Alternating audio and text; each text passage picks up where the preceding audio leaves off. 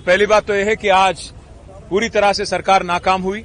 हमारे पार्टी ने पूरी तरह से आज 10-10 मिनिस्टर ऑब्जेक्ट कर रहे थे, 10-10 मिनिस्टर इंटरप्ट कर रहे थे, फिर भी हरीश राव जी ने मुंहतोड़ जवाब दिया। हर चीज का उन्होंने जवाब दिया। जो भी इल्जाम हम पे लगाया गया उसका मुंहतोड़ जवाब उन्होंने दिया और उम्मीद है कि तेलंगाना जनता को, खासकर हमारे तेलंगाना किसान भाई को भी हर चीज का आज पूरी तरह से क्लैरिफिकेशन हो गया होगा कि इसमें कोई गलती हमारे तरफ से नहीं हुई, बस वो एक एक्सीडेंट था जिसको अगर ये चाहते थे कार्रवाई करके उसको रिपेयर करके ऑलरेडी पूरी तरह से फिर से उसको फंक्शनल बना सकते थे। पर इनका एक ही मोटो है, एक ही लक्ष्य है इनका, केसीआर जी को और हमारे बीआरएस पार्टी को बदनाम करने का। तो जरूर हम भी लीगली फाइट करेंगे, पॉलिटिकली फाइट करेंगे, एज ए पार्टी बैठकर डिसाइड करेंगे कि कैसे इस साजिश को तोड़ा जाए। An honorable judge like Shri P.C. Ghosh would have given this report at all. We believe this is fabricated. This is absolutely political fiction and nothing else. Today, the state of Telangana, which is built under the leadership of Shri KCR, the world's largest lift irrigation project.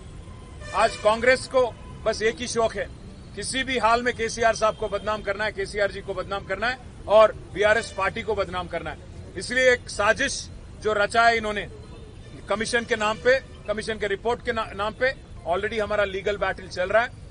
Politically भी कैसे कालेश्वरम को बचाना है, कैसे मेडीगड्ढा को बचाना है कांग्रेस के हाथों से, इसका एक हमारा पार्टी में बैठ के हम लोग तय करेंगे, फैसला लेंगे। और उम्मीद है जो चीज आज हरीश राव जी ने असेंबली में बताया हर किसी के पास पहुंचा होगा। उम्मीद करते हैं कि जो नाइंसाफी हुआ तेलंगाना के साथ पिछले 55 सालों में, जिसको करेक्ट करने की कोशिश, हमारे किसान भाइयों को पानी देने की कोशिश जो केसीआर जी ने और हमारी गवर्नमेंट ने किया, उसका पूरा का पूरा फल हमारे किसान भाई आज एंजॉय कर रहे हैं। इसलिए उम्मीद करते हैं हर किसी को आज समझ आ गया होगा कांग्रेस का साजिश और बीजेपी का भी उसमें भागीदारी। मैं एक चीज पूछना चाहता हूं, हरीश राव जी ने पूछा असेंबली में, एनडीएसए जब एसएलबीसी का टनल कोलैप्स हो जाता है, 8 लोग मर जाते हैं, कोई एनडीएसए नहीं आता। सुंकीशाला जब पूरी तरह से वहां पे उसका कोलैप्स हो जाता है, वहां पे कोई एनडीएसए नहीं जाता। एक पोलावरम प्रोजेक्ट है जिसको आज सेंट्रल वाटर कमीशन बना रही है, 10 बार उसमें एक्सीडेंट हुआ, 7,000 करोड़ का नुकसान हुआ, वहां पे कभी एनडीएसए नहीं जाता। साथ ही साथ वट्टेम का पंप हाउस डूब गया यहाँ पे कांग्रेस आने के बाद, वहां कोई नहीं जाता। 8 लोग मरने के बाद भी एसएलबीसी टनल में कोई कार्रवाई नहीं होती, कोई जांच नहीं होती, कोई एनडीएसए रिपोर्ट नहीं जाता। इसीलिए कांग्रेस और बीजेपी दोनों मिलकर आज एक साजिश रचा रहे हैं, आज एक कोशिश कर रहे हैं कि किसी भी तरह तेलंगाना की एकलौती आवाज जो है केसीआर, उनको दबाने की, गला दबाने की कोशिश कर रहे हैं। उम्मीद करते हैं हमारे भाई तेलंगाना की एकलौती आवाज जो है हमारे किसान भाई और हमारे तेलंगाना के भाई और बहन, हमको जरूर उनपे भरोसा है कि किसी भी साजिश और किसी भी कोशिश का मुंह तोड़ जवाब तेलंगाना की जनता देगी। The only request I have to the media as well, please question the Congress government, why was there no inquiry, why was there no commission on SLBC tunnel collapse where 8 people have died and still dead bodies have not been found out, dug up? Why was there no commission when Wattem pump house was submerged and hundreds of crores of public money was wasted?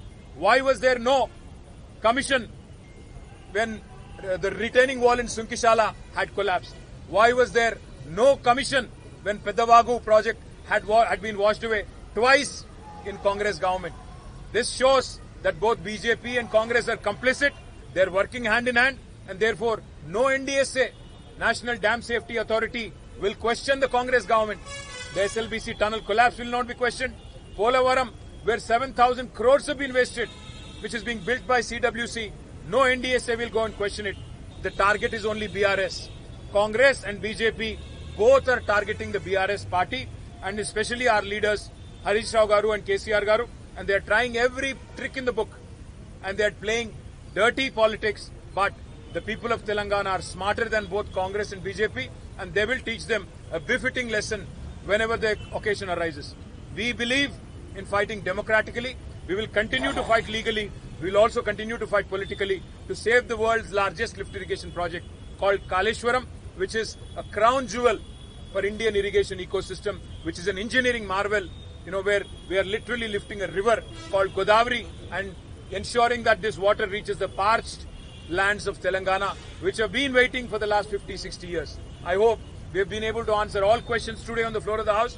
If there are any other questions, we'll certainly take it up in days to come. We will sit together as a party. We'll decide the future course of action कि क्या करना है, क्या आगे इस fight को कैसे आगे लिया जाए. Thank you. మరిన్ని ట్రెండింగ్ వీడియోల కోసం న్యూస్ 18 తెలుగు యూట్యూబ్ ఛానల్ ను సబ్స్క్రైబ్ చేసుకోండి.